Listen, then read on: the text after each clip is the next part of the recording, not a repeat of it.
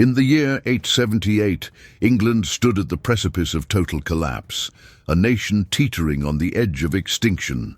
The fearsome Vikings, with their long ships and battle-hardened warriors, had systematically conquered and dominated vast swaths of English territory, leaving a trail of destruction and fear in their wake.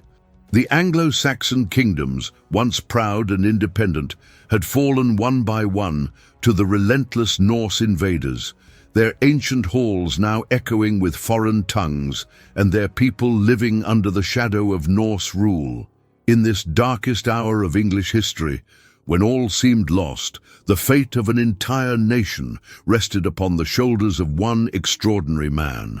This is the story of Alfred the Great, the last hope of the Anglo-Saxons, and the pivotal Battle of Edington, a confrontation that would determine not just the survival of Wessex, but the very future of England itself. As we delve into this decisive moment in medieval English history, we'll witness a tale of courage, tactical brilliance, and unwavering determination that would reshape the destiny of a nation. This battle stands as one of the most crucial engagements in medieval English history, a turning point that would echo through the centuries. The stakes could not have been higher. The very survival of Anglo-Saxon culture, Christianity in England, and the independence of the last remaining English kingdom hung in the balance.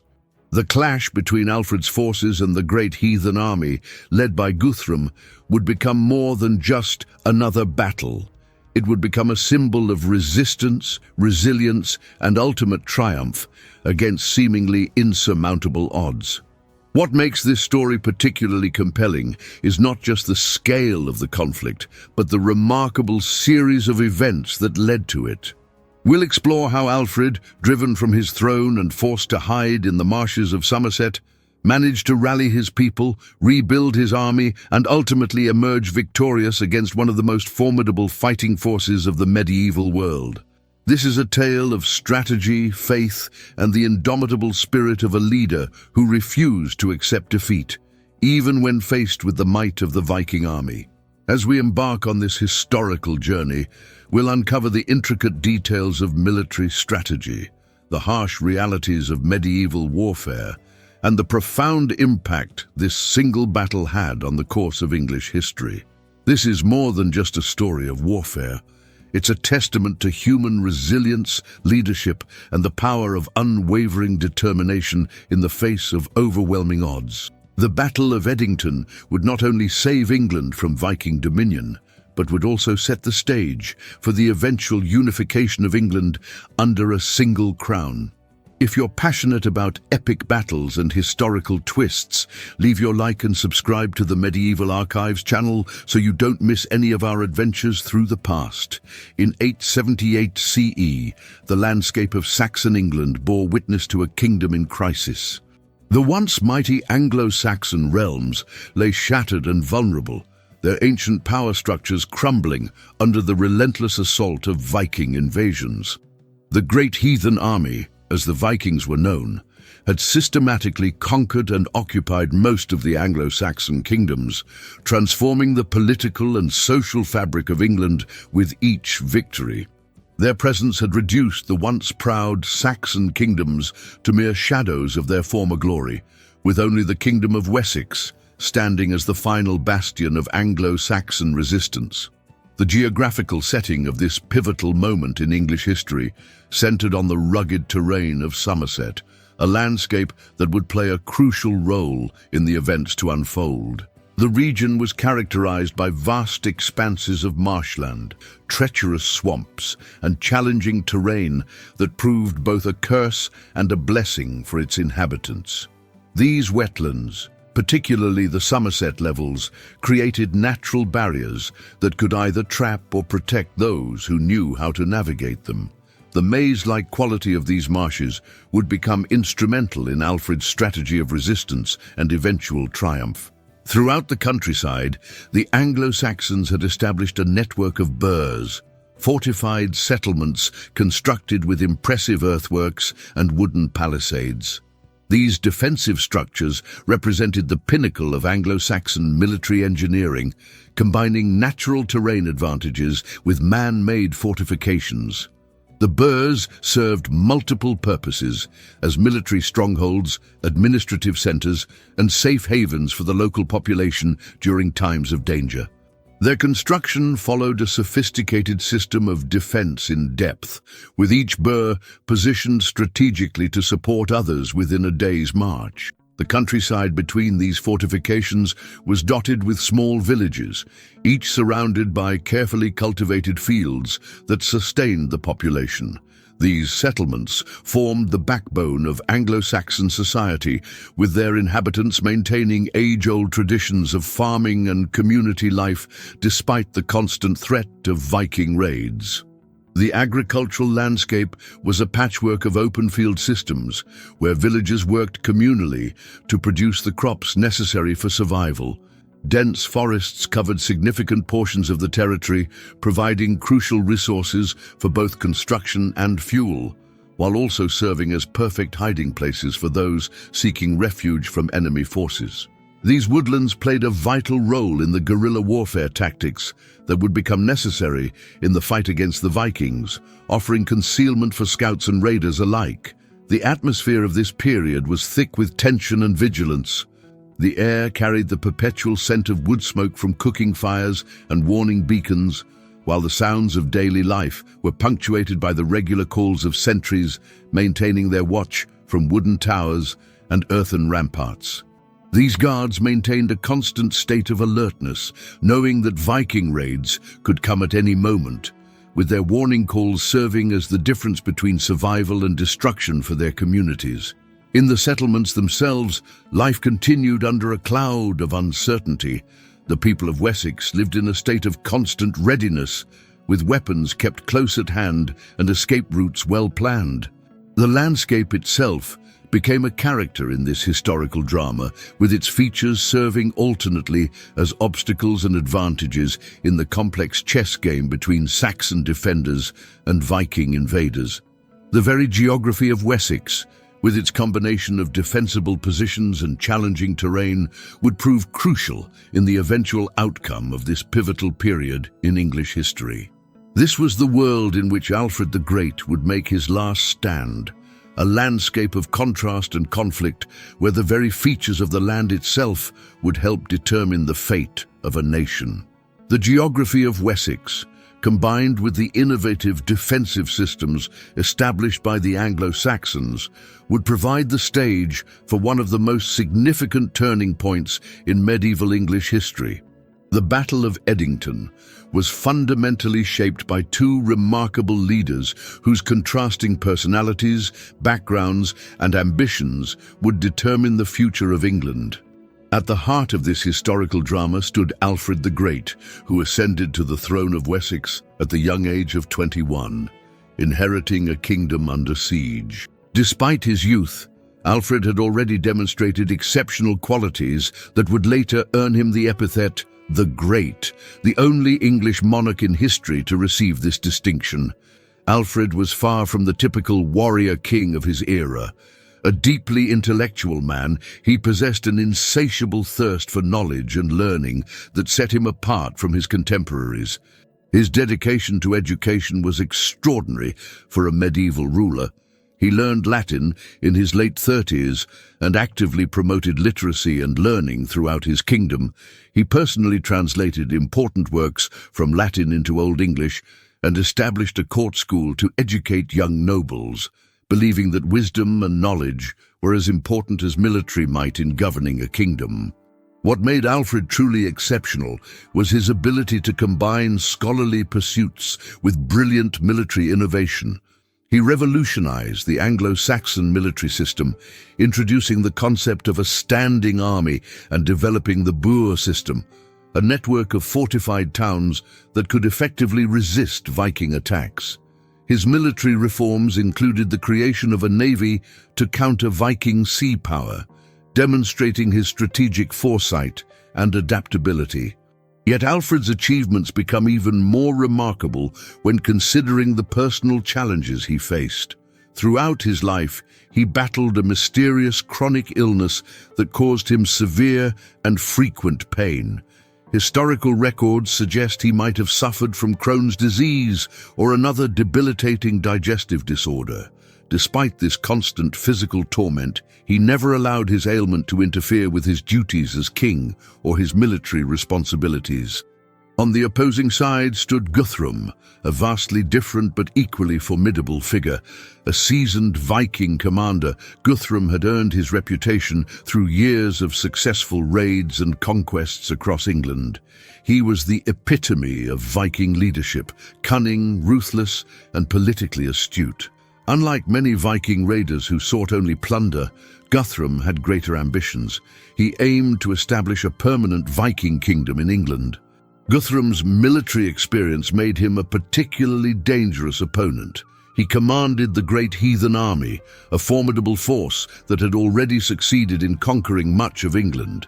His tactical approach combined traditional Viking ferocity with unpredictable strategies that had repeatedly confounded Anglo-Saxon defenders. He was known for his ability to strike suddenly and unexpectedly, often achieving victory through surprise and psychological warfare as much as through direct combat. The Viking leader's reputation for brutality was well earned, yet he was far from a mere barbarian. He demonstrated considerable political acumen in his attempts to establish and maintain control over conquered territories. His ultimate goal of establishing a permanent settlement in England showed a level of strategic thinking that went beyond the simple raid and plunder tactics often associated with Viking warfare.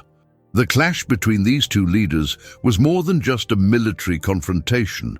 It was a collision between two different visions for England's future. Alfred represented the preservation and evolution of Anglo-Saxon Christian civilization, while Guthrum embodied the aggressive expansion of Viking power and culture. Their personal qualities, Alfred's combination of intellectual depth and military innovation versus Guthrum's battle-hardened experience and political ambition, would prove decisive in shaping the outcome of their eventual confrontation.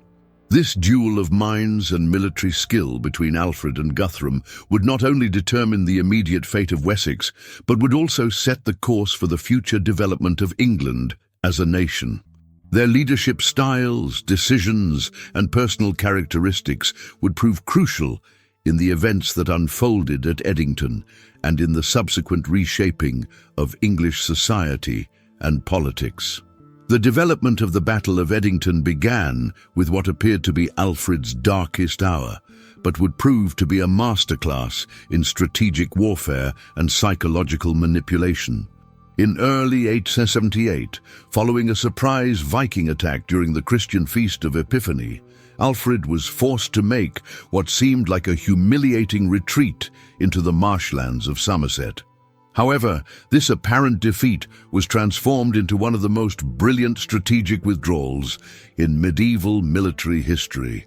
In the treacherous swamps of Somerset, Alfred found both refuge and opportunity. The marshy terrain, while harsh and unforgiving, provided natural protection against the Vikings, who were unfamiliar with its dangerous paths and quicksands.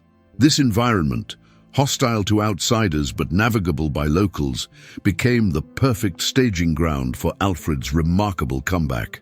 The king, along with a small band of loyal followers, established a base at Athelney, a location that combined natural defensive advantages with the ability to monitor enemy movements.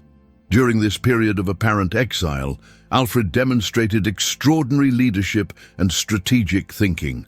Rather than wallowing in defeat, he began methodically building a sophisticated intelligence network among the local population. The Saxon peasants, who continued their daily routines under Viking occupation, became his eyes and ears. These common folk, appearing harmless to their Viking overlords, gathered crucial information about troop movements, supply lines, and the enemy's general disposition. This intelligence network proved invaluable, providing Alfred with detailed knowledge of Viking strengths and vulnerabilities. Perhaps most remarkably, Alfred used this time to secretly organize and train a new army. While the Vikings believed him defeated and in hiding, he was actually conducting one of the medieval period's most successful covert military operations. Through a system of trusted messengers, he maintained contact with loyal ealdormen, noble officials, across Wessex, coordinating the gradual assembly of fighting forces. The men were gathered and trained in small groups to avoid detection, preparing for the moment when they would be called to arms. This period also saw Alfred implement innovative military reforms. He reorganized his forces into two rotating shifts. While one group maintained their civilian duties, the other trained and stood ready for combat. This system ensured both military readiness and continued agricultural production, crucial for sustaining the population and the army. Additionally, he used this time to refine tactics that would counter the Vikings' traditional advantages in combat. The psychological aspect of Alfred's strategy was equally brilliant. By allowing the Vikings to believe in their complete victory, he lulled them into a false sense of security. Guthrum and his forces, convinced that Alfred was no longer a threat, began to relax their vigilance. They spread out across the conquered territory, focusing more on settlement and less on military readiness. This overconfidence would prove to be a critical weakness in the coming battle. Throughout this period, Alfred also worked to maintain the morale of his people. Stories tell of him visiting villages in disguise, gathering information while also spreading hope that their king had not abandoned them. These actions helped maintain popular support and ensure the loyalty of the population, crucial factors in the success of his broader strategy. The strategic withdrawal phase lasted several months, during which Alfred transformed what appeared to be a desperate retreat into a carefully orchestrated preparation for counterattack. He used the time to build not just an army, but a comprehensive system of resistance that included military, intelligence, and civilian components. This period demonstrated Alfred's greatest strengths as a leader: his patience, strategic thinking, and ability to turn apparent disaster into opportunity. This phase of the battle, often overlooked in favor of the more dramatic combat to come, was actually crucial in determining the final outcome. It showed that victory in warfare depends not just on strength of arms, but on careful planning, intelligence gathering, and the ability to use terrain and circumstances to one's advantage. Alfred's actions during this period set the stage for one of the most dramatic reversals of fortune in medieval military history. The second phase of the Battle of Edington began with one of the most remarkable military mobilizations in Anglo-Saxon history. After months of careful preparation, Alfred initiated his counterattack with a masterfully coordinated call to arms. Through his network of trusted messengers, he activated the Fyrd, the local militia system that formed the backbone of Anglo-Saxon military power. These messengers moved swiftly and secretly across Wessex, carrying coded signals that would bring Alfred's hidden army into being. The gathering at Egbert's Stone, near the borders of Wiltshire and Somerset, marked a crucial moment in English history. Warriors from three shires, Somerset, Wiltshire, and Hampshire, converged on this ancient meeting point. The assembly was a sight to behold. Dazens, Anglo-Saxon noblemen, in their chainmail, accompanied by their personal retinues, alongside free peasant warriors carrying spears and shields. The gathering had to be executed with utmost secrecy and precision to maintain the element of surprise. The march that followed was a testament to Anglo-Saxon military discipline. Alfred's army moved with remarkable speed and stealth, managing to keep their advance hidden from Viking scouts. The force moved through familiar territory, guided by local knowledge, taking advantage of hidden paths and natural cover. This rapid advance caught the Vikings completely off guard. They had grown complacent during their months of unchallenged dominance. The climactic battle itself unfolded on the slopes near Edington in May 878.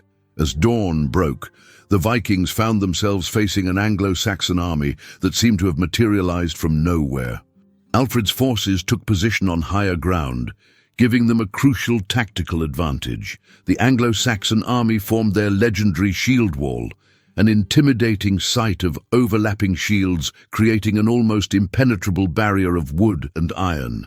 The battle began with the traditional clash of shield walls, a brutal form of warfare that required immense discipline and courage. The front ranks of both armies pressed against each other, shields locked, while warriors in the rear ranks thrust their spears through any gaps they could find.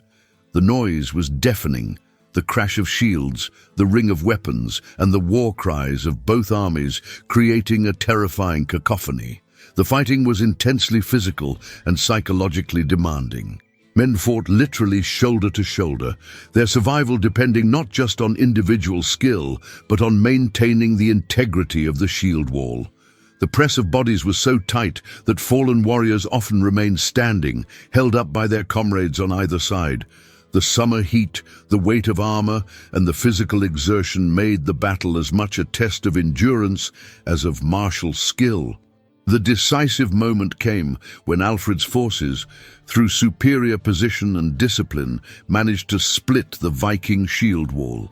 This was likely achieved through a combination of sustained pressure and a coordinated charge at a weak point in the Viking line. Once the breach was made, the Viking formation began to crumble. The highly organized Anglo-Saxon forces exploited this breakthrough, turning it into a full rout. The Vikings retreated to their fortified encampment, where Guthrum attempted to rally his forces. However, Alfred's army had gained unstoppable momentum. They surrounded the Viking fortification, cutting off all escape routes and supply lines. What followed was a 2-week siege that would test both armies' resolve. The Vikings, trapped within their fortress, faced dwindling supplies and deteriorating conditions. The siege warfare demonstrated another aspect of Alfred's military genius. Rather than risking his forces in a costly direct assault on the fortified position, he chose to let hunger and thirst do the fighting for him. His forces maintained a tight blockade, preventing any Viking breakout attempts while avoiding unnecessary casualties. This patient strategy proved effective. After 14 days of siege, Guthrum and his surviving warriors were forced to negotiate their surrender. This final phase of the battle showcased the complete transformation of the Anglo-Saxon military under Alfred's leadership. From the coordinated mobilization of forces to the disciplined shield wall tactics, and finally the patient siege warfare, every aspect demonstrated the sophistication of Alfred's military reforms and the effectiveness of his leadership. Are you enjoying this story of resistance and strategy? Tell us in the comments, did you already know about this incredible historical turnaround? Don't forget to like and subscribe to the Medieval Archives. The Battle of Edington's immediate aftermath brought about profound changes that would reshape the political and religious landscape of England. The most immediate and symbolic consequence was Guthrum's surrender and subsequent conversion to Christianity. This was not merely a religious ceremony, but a deeply political act that transformed the relationship between Anglo-Saxons and Vikings. In a dramatic ceremony at Alla, Guthrum emerged from the baptismal font with Alfred as his godfather, taking the baptismal name of Ethelstan. This religious conversion served as a powerful tool of cultural integration and political reconciliation. The Treaty of Wedmore, negotiated in the aftermath of the battle, stands as one of the most significant diplomatic agreements in early English history. This groundbreaking treaty established clear boundaries between Anglo-Saxon and Viking territories, creating a framework for coexistence that would last for generations. The agreement showed Alfred's political acumen. Rather than attempting to completely expel the Vikings, he opted for a practical solution that acknowledged the realities of Viking settlement while preserving Anglo-Saxon autonomy. The establishment of the Danelaw was perhaps the most tangible immediate result of the treaty.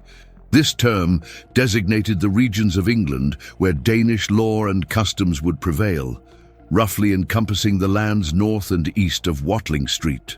This territorial division would have lasting implications for English culture, law, and language, as it allowed for the gradual integration of Viking and Anglo-Saxon societies while maintaining distinct regional characteristics. The long-term legacy of Edington and its aftermath was even more significant. The victory dramatically strengthened the Kingdom of Wessex, transforming it from a desperate last stand of Anglo-Saxon resistance into the dominant power in southern Britain. Under Alfred's leadership, Wessex became the nucleus from which the unification of England would eventually emerge. The successful defense against the Vikings provided the stability and authority necessary for this process to begin. Alfred's military reforms, proven effective at Edington, became permanent features of Anglo-Saxon defense. His system of burhs, fortified towns, was expanded and refined, creating a network of defensive strongholds that would protect England for centuries. The reorganization of the fyrd into a more professional and responsive military force set the foundation for medieval English military organization. His naval innovations, including the creation of the first English standing navy, established a tradition of naval power that would become central to English identity. The administrative reforms that followed Edington were equally revolutionary. Alfred established a more sophisticated system of government, introducing new legal codes, promoting literacy among government officials, and creating more efficient methods of tax collection and resource distribution. These reforms helped create a more centralized and effective state structure that would prove crucial for England's future development. Perhaps most significantly, the Battle of Edington and its aftermath contributed fundamentally to the development of English national identity. The victory represented more than just military success. It became a powerful symbol of resistance, resilience, and renewal. Alfred's subsequent promotion of the English language, including his personal translations of important Latin texts into Old English, helped create a distinct cultural identity that transcended the old tribal divisions of Anglo-Saxon England. The educational and cultural renaissance that Alfred initiated in the wake of his victory had lasting implications. His emphasis on learning, literacy, and the preservation of knowledge helped establish a tradition of scholarly pursuit that would influence English intellectual life for centuries. The compilation of the Anglo-Saxon Chronicle, which began under his reign, provided future generations with an invaluable historical record and helped shape English historical consciousness. The economic impact was also substantial. The peace and stability following Edington allowed for the revival of trade and urban life. The burhs evolved from purely military installations into thriving commercial centers, contributing to the growth of an urban economy that would characterize medieval England. In the broader context of European history, the Battle of Edington and its aftermath demonstrated the possibility of successfully resisting Viking expansion, while also showing how former adversaries could be integrated into a new political and cultural framework. This model of resistance, followed by accommodation, would influence how other European kingdoms dealt with Viking incursions and settlements. The legacy of Edington thus extends far beyond the military victory itself. It represents a crucial turning point in English history, marking the beginning of a process that would lead to the creation of a unified English kingdom, the development of sophisticated political and military institutions, and the emergence of a distinct English national identity that would endure through the centuries. The Battle of Edington stands as a testament to how singular moments in history can fundamentally alter the destiny of entire nations. This pivotal engagement represents far more than a mere military confrontation. It embodies the remarkable confluence of leadership, strategic brilliance, and unwavering determination that can transform apparent defeat into lasting triumph. When we examine the Battle of Edington through the lens of history, we see a masterclass in strategic thinking and adaptable leadership. Alfred's approach, from his calculated retreat into the marshes to his brilliant counteroffensive, demonstrates how true leadership often requires the courage to take unconventional paths. His ability to maintain hope and inspire loyalty during the darkest hours shows us that leadership is not just about commanding armies, but about maintaining the spirit and resolve of a people when all seems lost. The battle also provides profound insights into the nature of societal resilience. The Anglo-Saxon resistance wasn't just about military might.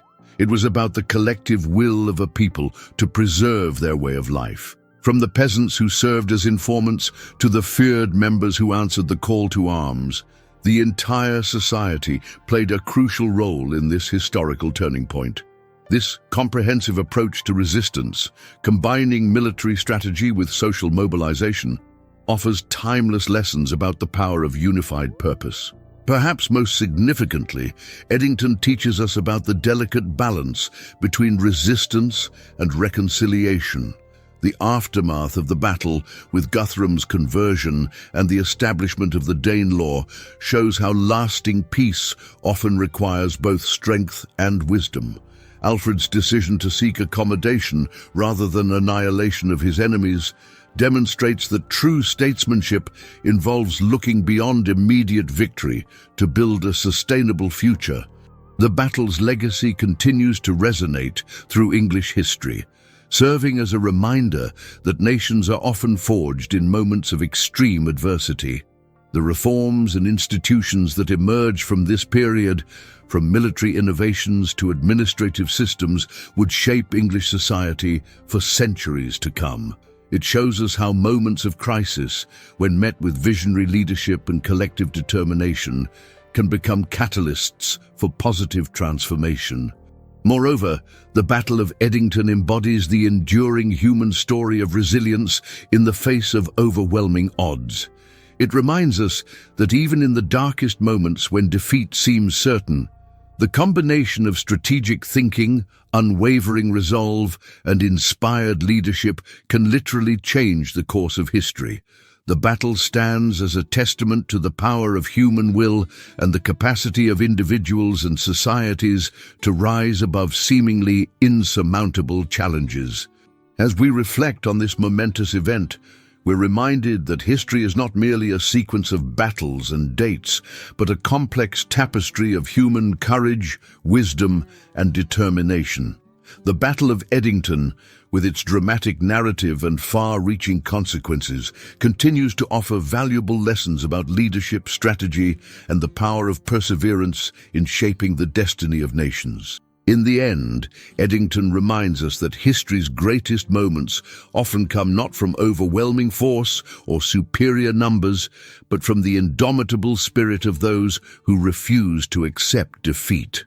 It stands as an eternal testament to how leadership, strategy, and unwavering determination can truly change the course of history, transforming moments of crisis into opportunities for lasting transformation.